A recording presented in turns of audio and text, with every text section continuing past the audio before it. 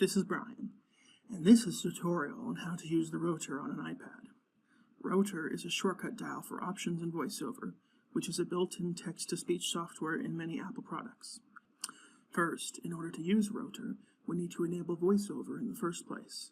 To do this, we need to go to Settings. So click the Settings icon, tap on General, then on Accessibility, then VoiceOver, then finally enable the VoiceOver option. It will start to talk at us.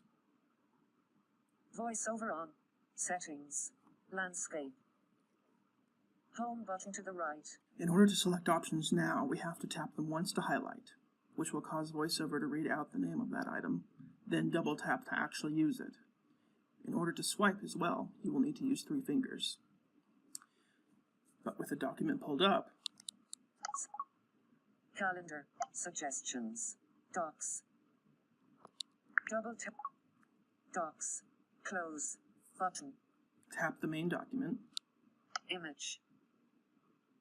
then on the individual line you want read. You will need to have admin rights in both the computer used and the. Once logged in, open a Word document with the text that needs to be. There are a lot of options available for VoiceOver, and that's where Rotor comes in. To open Rotor, rotate 2 fingers in a circular motion anywhere on the screen, like so.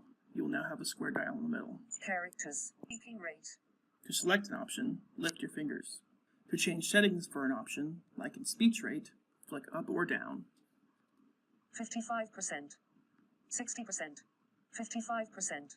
50%. There are many options available, so simply experiment with whatever you want to change. If you have any more questions, visit Apple's support website. Enjoy!